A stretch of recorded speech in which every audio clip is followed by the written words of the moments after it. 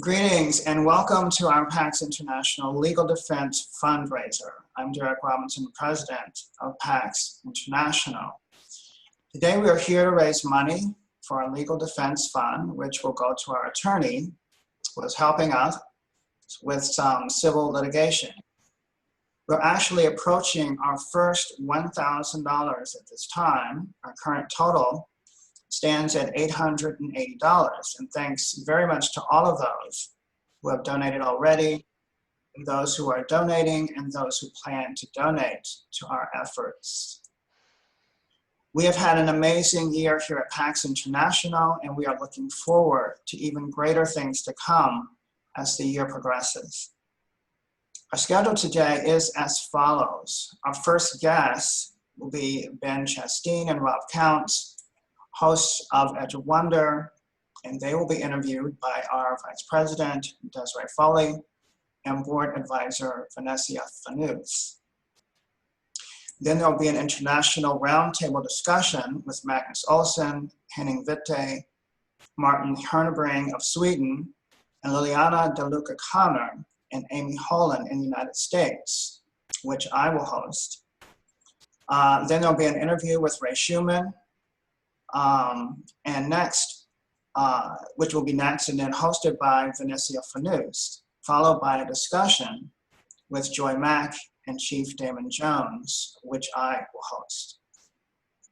Then we'll round out the day with a conversation with Neil Chevray and myself in Florida.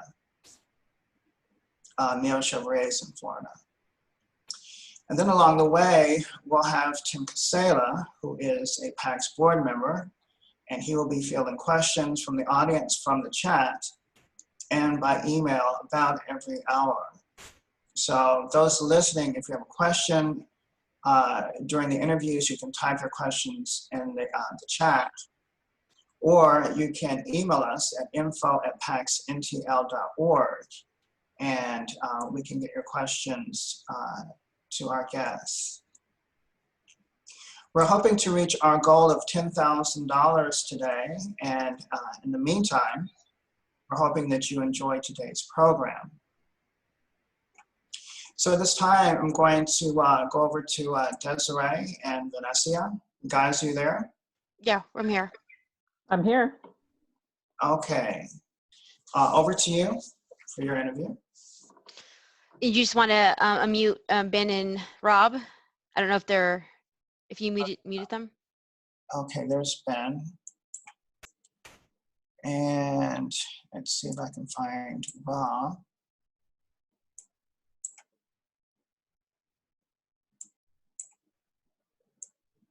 There he is. Rob's unmuted already. Say hi, Rob. Hey, yeah. Oh, yeah. We can control the muting and unmuting on our end, so you're all good. Okay, awesome. Well, welcome, guys. I appreciate you guys coming on. How are you guys doing today? Great. Yeah, Awesome. doing really well. Thanks for having us. This Awesome. is great. Yeah, thanks for having us. Yes. Okay, so I'm going to start off with the first question. Okay, so if you can tell our audience a little bit about yourself and how you stumbled into some of the work that you're doing now. Oh, wow. Ben, why don't you start? Well, so how did we start doing the work that we're doing? Yes. You know, I mean, that's such a long story, but I think really, you know, both Rob and I really have a big heart to really get the truth out. And I always felt like my whole life, my mission here is just to lead people to the light, to God, and to the divine.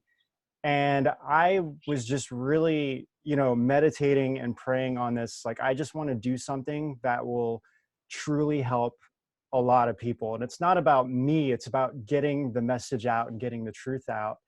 And, you know, Rob is very similar. And, you know, this just kind of formed naturally on its own with what we're doing with Edge of Wonder. And I believe because we have that desire and that wish that we put first about truly helping and wanting to help people and getting the truth out, I think that there's naturally this force behind what we're doing that just kind of pushed us forward. So on the surface, it's like, yeah, we're having a lot of success, but really behind the scenes, it's not, you know, there's no way just him and I, who didn't really have much experience, could be this successful without truly having some kind of incredible, mighty force behind us driving us forward. And I honestly believe that is truly what is making us, you know, having the success that we're having. But I mean, aside from that global aspect, you know, on the surface, it was just like, wow, you know, I just wanted to start a YouTube channel for a few years now. And I was doing a lot of Facebook Lives when I was working with Epic Times. And that's kind of how Rob and I started, you know, with all of this. And Rob can talk, I'll let Rob talk a little bit more about that process. And, you know, me being as a photographer, going out on different assignments and seeing firsthand, you know, like at protests, and seeing what's going on, coming back to the, you know, to organize my photos and everything, and then seeing how the mainstream media were covering this. And it's like, holy cow, this is not at all, like, they're totally, it's like one small thing will happen and that's the thing that they focus on. And it's like, that wasn't even that important. It's just that that's the controversy or whatever, you know, they want to make it bigger than what it really seems like. So I started noticing this a lot. And, you know, Rob and I kept talking about, like, man, it'd be great to, you know, the Epic Times is doing a really good job to get the truth out, but, you know, there's a lot deeper things that we really wanted to talk about that, you know, couldn't really publish in a mainstream media. So this is the stuff that him and I started getting into, and, you know, kind of where it led. But I'll let Rob take it from there. Okay. Oh yeah. I mean, Ben and I had, like he just mentioned, we had very similar experiences even growing up. Like we actually were born on the same year, and when him and I talk about our childhoods, they were like carbon copy childhoods of like the things that we experienced and watched even on TV and all of this stuff. So I think people get that from us when they're watching the show, you know. But when Ben and I were stepping in to do Edge of Wonder, and we had this idea to, I think, yeah, just like, I really think try to present information and get people thinking for themselves again, because we had seen what was going on with the mainstream media. You know, the Epoch Times has been mentioned as probably one of the only medias that's out there right now, or one of the few medias that's out there right now that their agenda is actually to tell the truth, like classic news of like telling facts and you making up your mind on what's going on. And I think with, you know, all of the different parts that make up a human being, it's not just information that people crave. Like, people have spiritual needs as well. And we desired to create a channel where we could actually talk about any of these things, and it was okay to talk about, and to make that, like, to make weird great again. I don't know how to say it right, but like everyone's considered weird for talking about those things, but it's not weird. It's like a big part of our lives. And, you know, when we started the channel, we weren't really sure what we were going to find or what we were going to come across. And we ended up coming across a lot of crazy things, like people like you, Desiree, like, who are targeted individuals, these people who, you know, have been targeted by entities that are black operations, let's say, and no one will allow these people to talk. And when you talk to them, they have a serious story to tell, and it's not right that these things aren't brought to light. You know, it's not just TIs, it's like satanic ritual abuse, those things. Like, if we as a race, as a human race, can't talk about things that are persecuting people, things that are hurting people, things that should not be going on in our society, then what kind of people are we? And that's exactly why Edge of Wonder is the way that it is. It's because there needs to be a space like Edge of Wonder for people to bring these things up, for a voice for people who don't have that voice elsewhere. Of course, we have to be responsible with what we're doing and with how we present that information. And, you know, Ben and I, try to vet the best that we can these things, because it's not like there's a playbook for this stuff. You know, like Ben and I are just doing our best as we go and trying to be responsible to society and to do the right thing. And that doesn't mean we're perfect. Like, we actually we pride ourselves in not being perfect, because like, how can you, like, we don't need to be like one of these media companies that tries to hide their tracks if they've made a mistake. Like, we'll just be honest about it. That's the best we can do. That's the way it should be. And I think, yeah, it's just like all of these things are a part of the Edge of Wonder mission that Ben and I have shared since the beginning, and it's just a matter of it playing out right now. Wow, thank you for that. And we appreciate you. Oh, no Okay, problem. so since we've been working together, has there been a lot of people stepping forward saying that they are also targeted? Way more than you can believe. Actually, there will be, like, Ben can speak to this too. We'll be at a conference and people will walk up to us in tears and thanking us for talking about this stuff, because no one will talk about it. And it's like, it's really moving for Ben and I. We're almost like, what did we do? Because we don't realize sometimes the effect that allowing a space to be able to talk about this stuff actually has. Like, we don't realize the effect that it's having. But when we see these people in tears in front of us, we're just like, it actually strengthens our resolve to be doing what we're doing. Because to be quite frank, people can think whatever they want about what we're doing. It is not easy to do what we're doing right now. There's a lot of different issues on a daily basis that we have to deal with. Headaches, very little sleep. And the censorship is one of the biggest things that we're dealing Exactly. with, you know? Yeah, So, Ben, take it away, please. Well, yeah, because I mean, you know, that I think, you know, all of us are really in this whole entire community.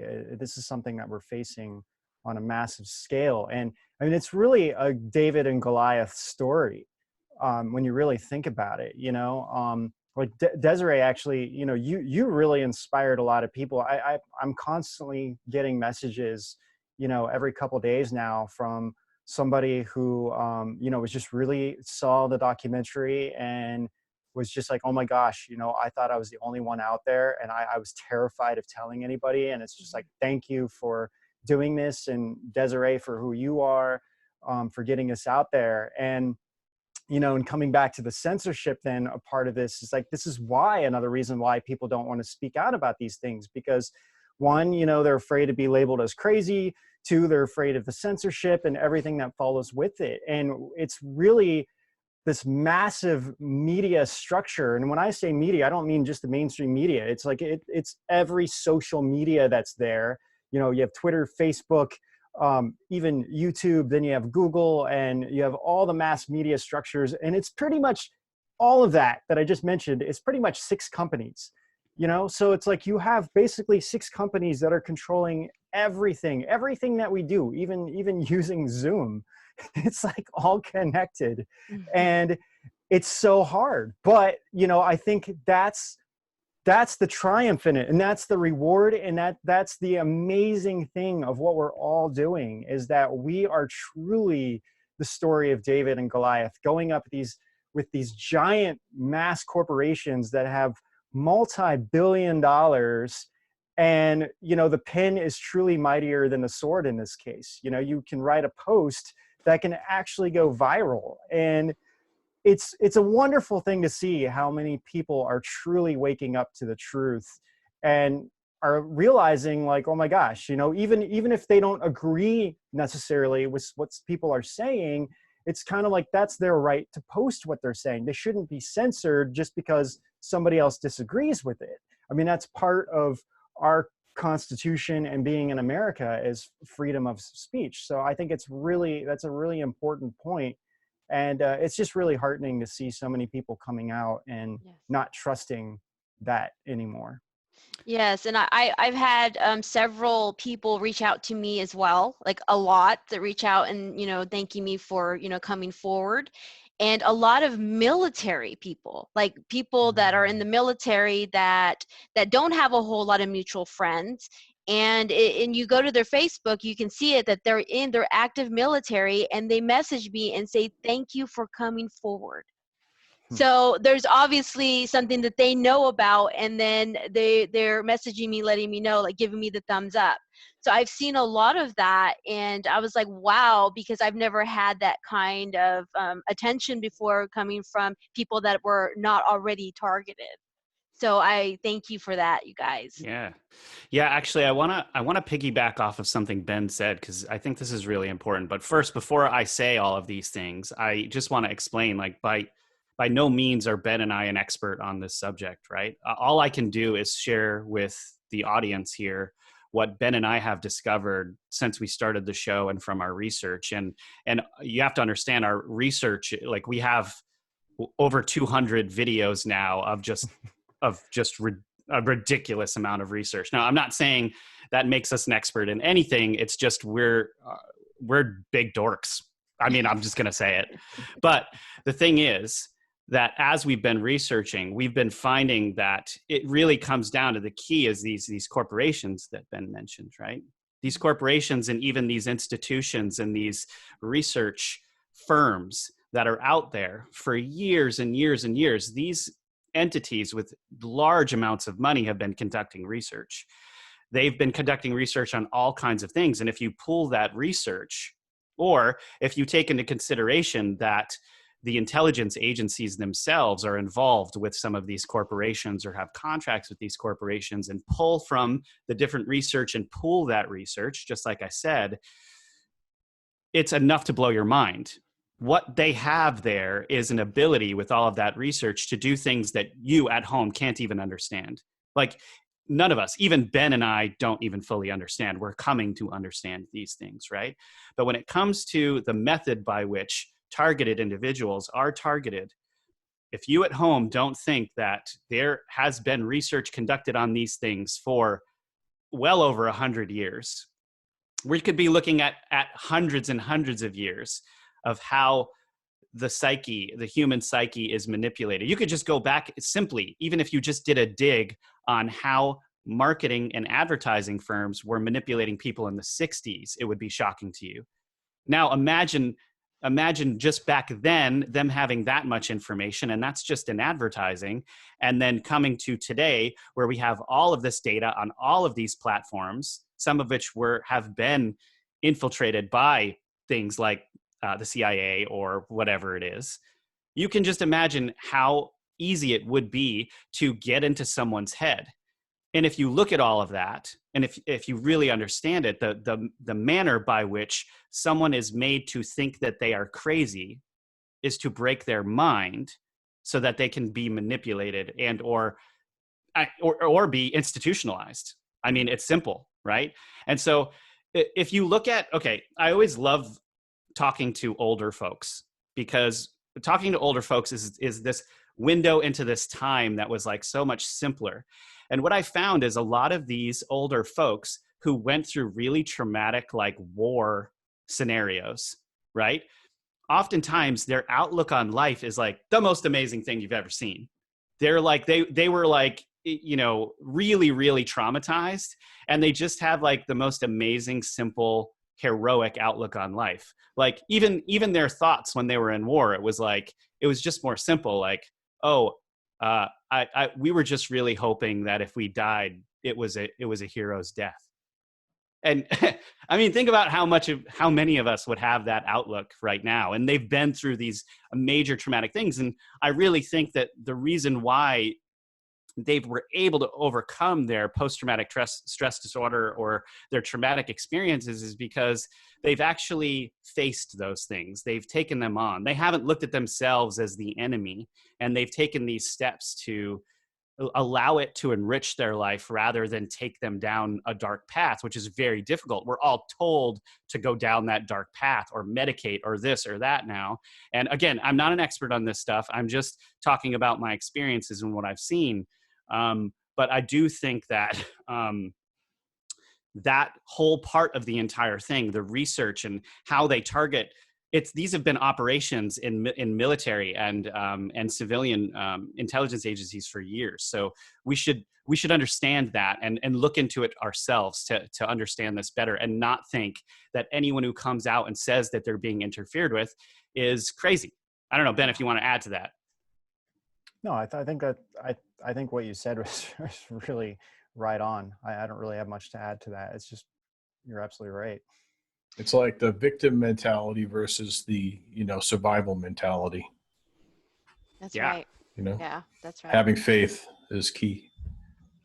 And so can you tell the audience a little bit about the documentary that we made, The Old World Order, and also if you can tell us like the craziest thing that you've learned while making that documentary? Ben, you got to take this one, man. Yeah. So, okay. So the Old World Order, it's an ongoing series that we're creating right now. We only have 2 episodes that are about an hour long each. But the concept was that, we wanted to do something that was kind of exposing our current history, or when I say recent history, like in the last 100 years, kind of leading up to what's going on today, leading up to the secret space program and kind of the infiltration that happened through the government.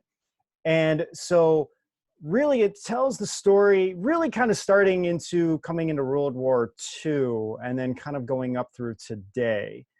And all of the things related to Operation Paperclip, what the Nazis were doing. For people who don't know, Operation Paperclip was a real government operation that brought over a bunch of former Nazi, well, they call them Nazi scientists, but really these were like people in charge during the Nazi era, World War II, coming over and being placed in high-level positions within the U.S. even.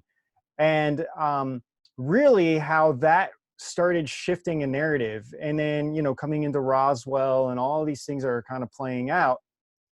And so we just kind of tell this whole entire story. And we called it the Old World Order because we realized, they wanted to create the New World Order. And we realized that they're not going to be creating the New World Order anymore. This has been, the people have spoken out. The people are waking up. And their New World Order is now what was the Old World Order, and it's crumbling apart. So that's really why we wanted to call it the Old World Order. And so we have various different guests on telling different parts of the story, telling their personal stories.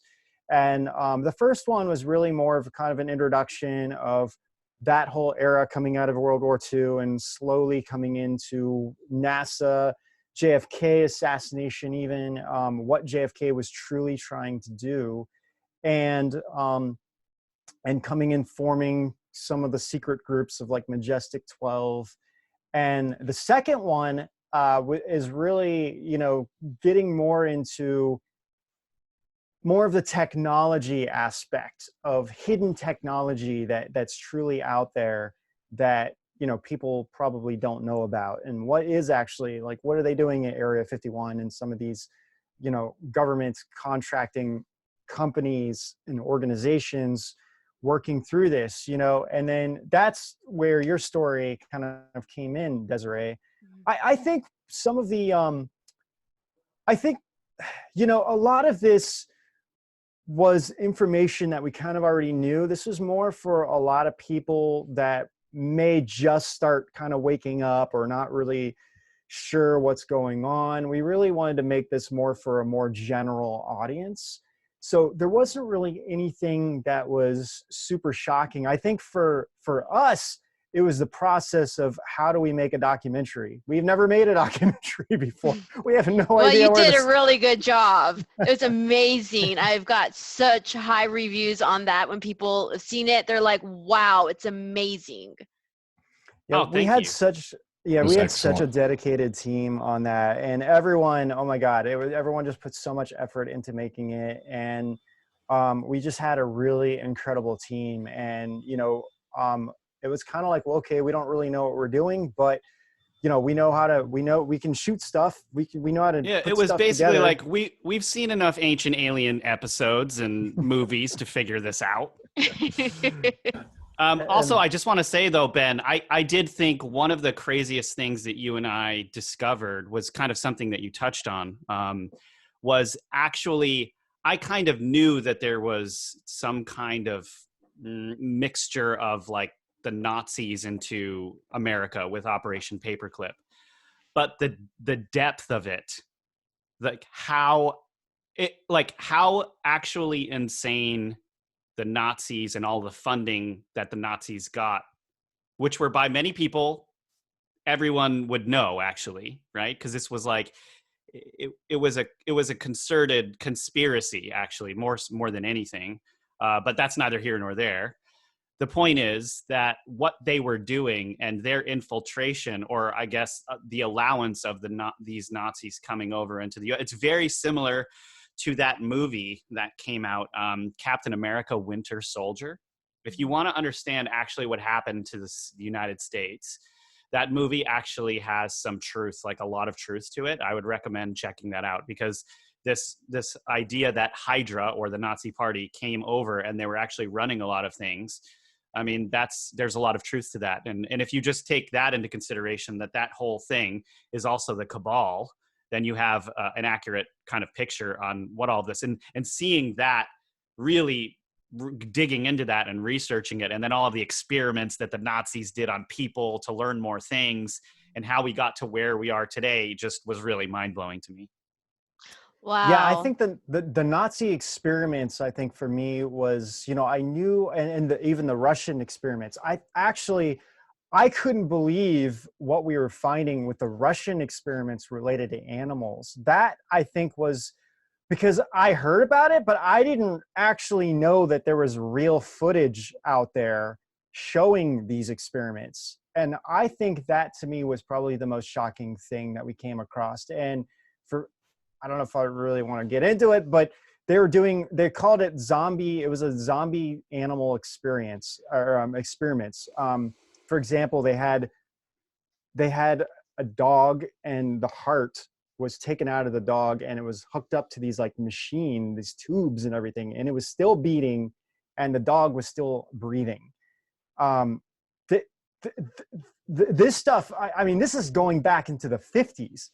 And Dude, I wait, just kept thinking, the 50s, everyone. Yeah, 1950. 70 years ago.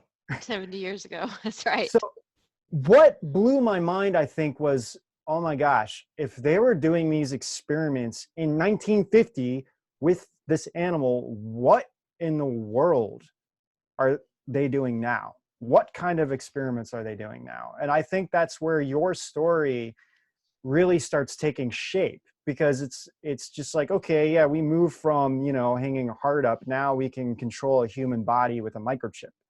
And, on the surface, when you talk about it, it sounds kind of nuts, but the point of this, really, like, what we wanted people to take away from this documentary is that we wanted people to walk away feeling that this stuff is not science fiction. This stuff is real. This stuff is really happening. It's happening to real people.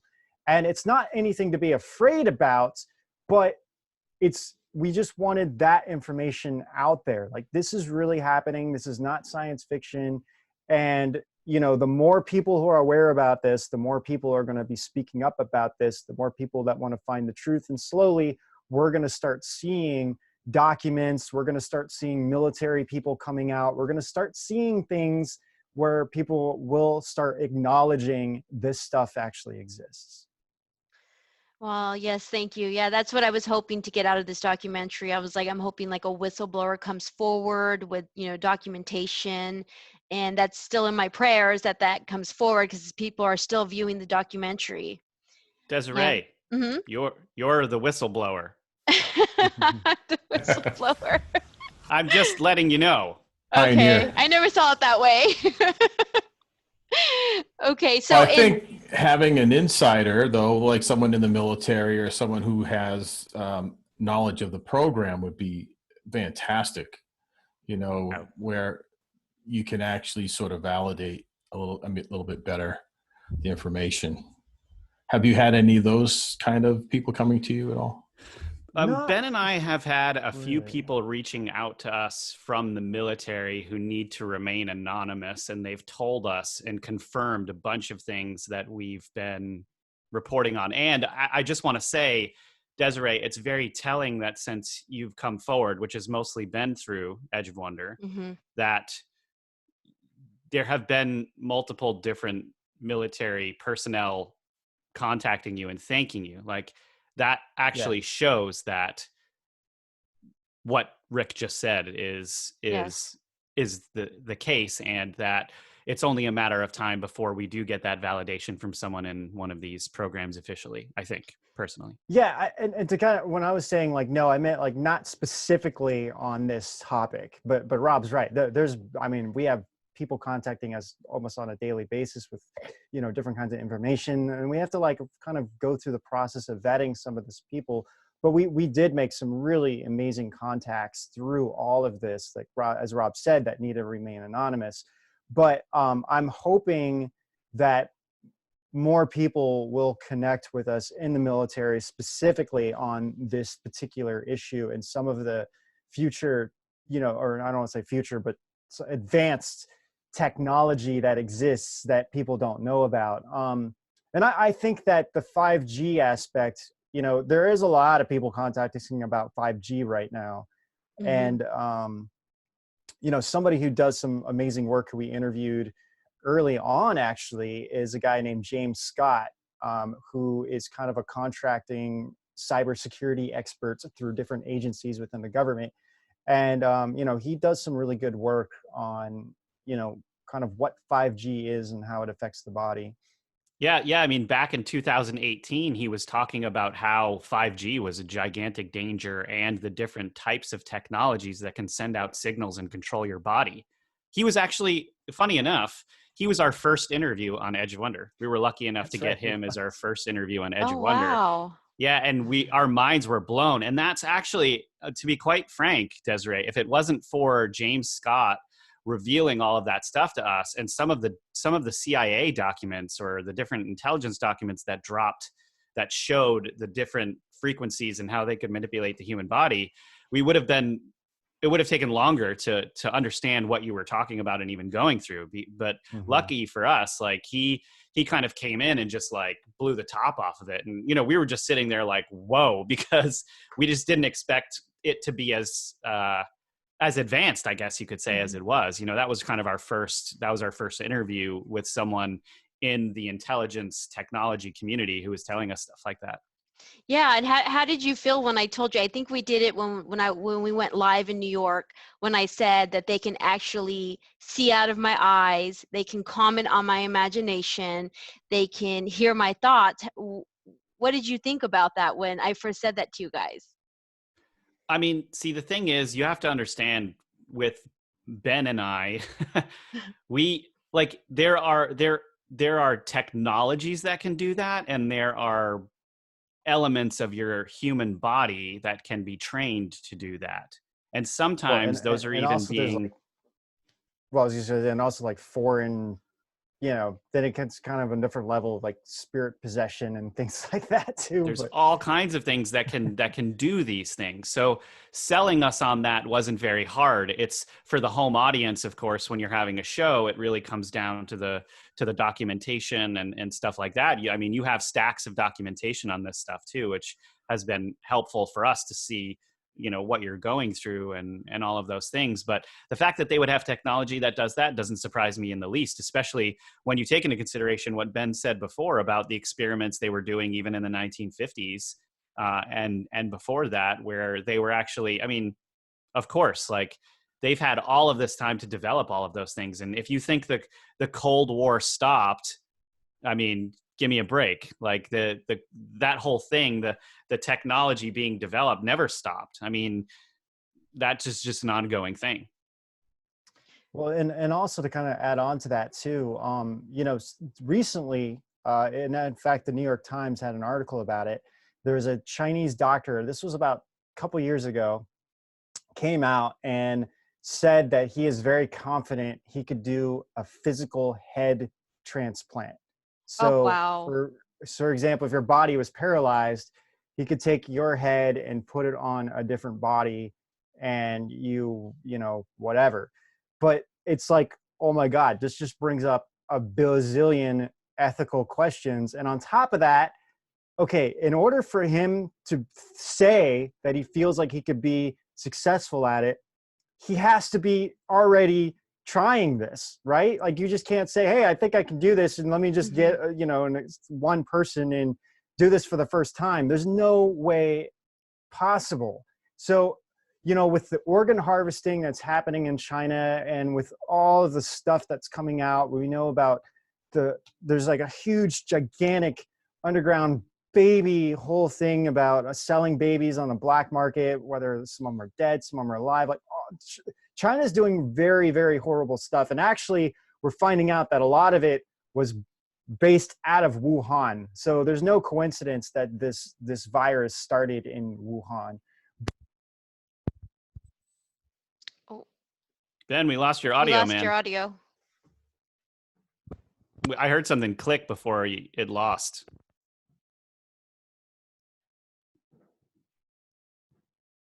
We'll give Ben a second. Okay.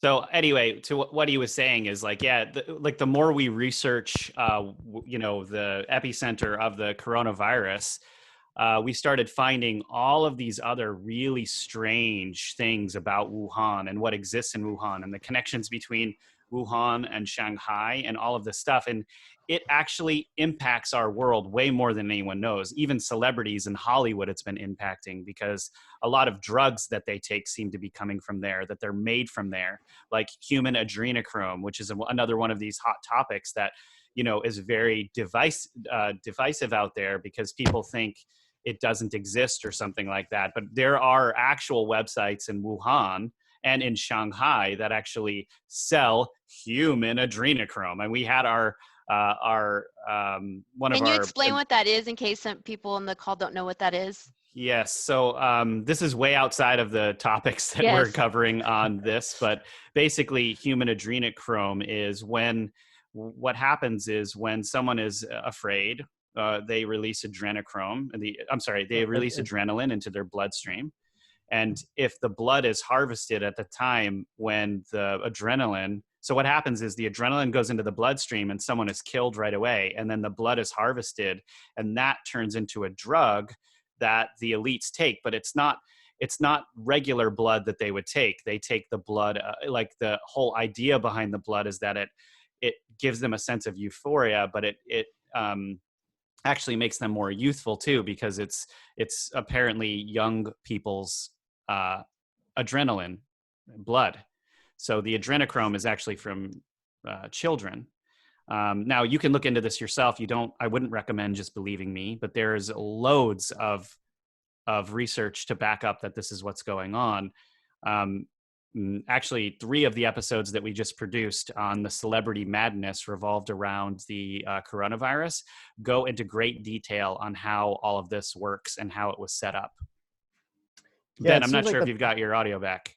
Yeah, I do now. Yeah. Oh, good. Yeah, it seems like the pineal gland and the adrenal glands, the adrenal glands are on the kidneys and, working in sync together. And it looks like they extract it through this method. So it looks like it's the glands itself that they extract the adrenaline from. And, with the organ harvesting happening in China, this is on a massive scale. I mean, my gosh, there's already been a lot of reports about it. I mean, on a low estimate, we can be very confident in saying that 1 million people are dying a year on the black organ trade markets in China.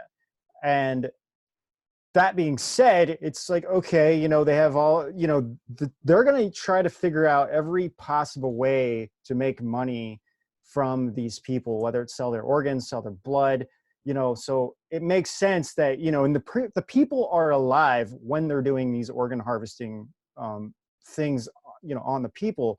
So this fear is already going through them. So most likely a lot of it is coming from, Falun Gong practitioners and children of Falun Gong practitioners, children of people who are petitioners, anybody who's kind of against anybody who's against the government for the most part, So there have been 3 groups that have been largely discussed when organ harvesting has been brought up: Falun Gong practitioners, Christians, and Uyghurs.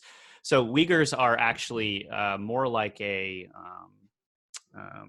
group of people that exist in the Xinjiang region of China, and so these these different groups have been persecuted, like the Christians have been persecuted really bad. But of course, over the last 20 years, that focus of persecution has been largely on these Falun Gong practitioners. It's horrible. The numbers are just absolutely mind blowing. Yeah, it really is. And it's underground Christians, to be specific. I mean, it's a complicated thing with China and religion, because you can on the surface, you can believe whatever you want to believe, but you have to register it through the party. And and the party always has to come first. The party is God. Whatever religion or belief you believe comes second to the party. Yeah. So of course, like true Christianity and Falun Gong and a lot of Buddhist cultures or beliefs, even Taoism, they all believe that God is, above everything. And so this is why a lot of groups are being persecuted by the CCP, the Chinese Communist Party. But on the other side, some of the monks that are abbots and temples and stuff are actually Communist Party members, and they're there to mostly degrade a lot of the true Buddhist teachings or change the message in a lot of these really ancient religions. Like for instance, the Bible, the Chinese version of the Bible that's been approved by the CCP isn't the real, it's like not the real Bible. Like these underground Christians have to go underground to get real Bibles. And like, then if they're caught with those Bibles, that's considered treason or something, like you're going against, I mean, it's just a very messed up situation that I think, we're lucky we don't have that here. Sorry, Desiree, go ahead. Oh, no, we're going to have Venencia. She's going to ask, I think, another question, and then we got to wrap it up because we have another speaker coming in 10 minutes. So, V, the mic's for you. Take over. All right. Thank you, Desiree. I'd just like to thank Ben, Rob, and Rick for joining us today, and thank you for being of service. One last question. What can we expect from Edge of Wonder TV and Edge of Wonder moving forward into the future? Here's your opportunity to help to self-promote. Yeah. Would you like me to start, Ben, and then you can fill in? Go ahead. Okay. So, well, what we're doing with edgeofwonder.tv is, we've been getting censored really hard on YouTube. And also we can't put stuff up on YouTube that we would like to put up of some of our research because they view those things as, censored topics, right? So we actually started edgeofwonder.tv as it was simply like our own Patreon platform, but it developed into something that we would give back to anyone who was a patron by providing videos. And then we started to do more work because there was more information that we wanted to get out and put up on edgeofwonder.tv as opposed to YouTube for the censorship reasons that I mentioned. And we've developed, enough momentum on edgeofwonder.tv where we've actually started to bring on new content creators onto edgeofwonder.tv so that they have a place that isn't, paying them like less than cents to the dollar on the work that they're doing, right? Like, so we're actually bringing on more and more content creators to share their research in an uncensored environment. Basically, we have very few rules. As long as people aren't trying to harm people, then we're all about it, right? Or posting like satanic stuff. Amen to that, Ben. So we're doing all kinds of crazy stuff on there. We have a big music industry series that exposes the music industry. It's probably our most watched series. We have a cannibalism series on there that actually is the most biblical series that we've done to date. It goes way back into history up until now. And we're actually we have the Old World Order that we just mentioned, which is like our really high-end docu-series. And we're working on now a sports industry series, and we're also working on an artifacts series. So Hitler, to mention the Nazis, when Hitler was doing everything, he was actually looking for these artifacts that he thought had power. And we started digging into that and realized how much of an occult mastermind Hitler was. So we're just going through and exposing the true story of Hitler, the Nazis, and the search for these artifacts. That is a very bizarre and true story that needs to be revealed on a much more massive scale, I think. And I'm not sure, Ben, if you wanted to add to this. Oh, yeah, no, I think you summed up a lot.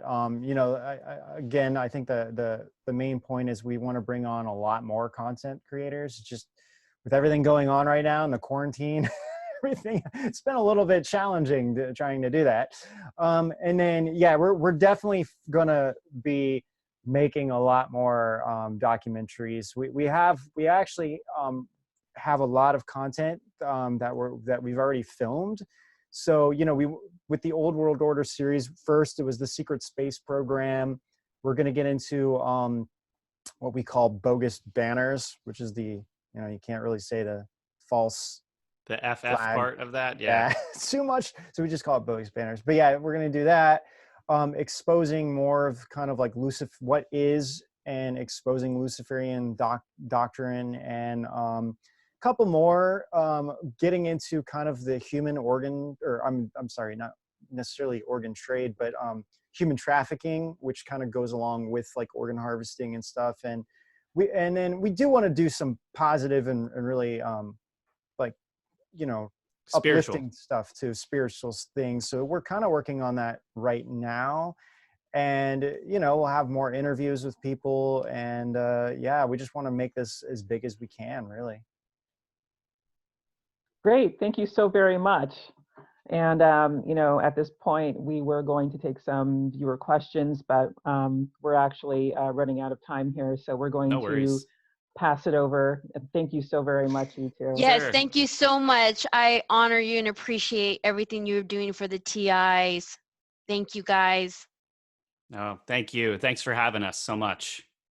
Yeah, Thanks, it was great. guys. Thanks for having us. Okay, all right. Bye-bye, guys. Thanks for being Bye. here. Thank you. Bye-bye. And over